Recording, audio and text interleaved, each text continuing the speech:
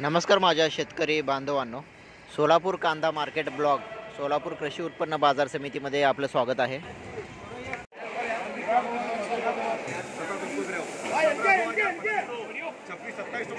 शेतकरी मित्रांनो, एक छोटीशी टीप आहे। कांदा काढणीनंतर कांदा शेतातच पाती सकट शेतातच सुकू द्यावा। कांद्याच्या ओळी अशा पद्धतीने लावाव्यात की जेणेकरून पहिल्या ओळीतील कांदा दुसऱ्या ओळीतल्या पातीला झाकला जाईल। अशा पद्धतीने कांदा झाकावा आणि शेतकरी बांधवांनो, हा कांदा 4 ते 5 दिवस शेतातच सुकू द्यावा, मग तो कांदा टिकला जाऊ शकतो।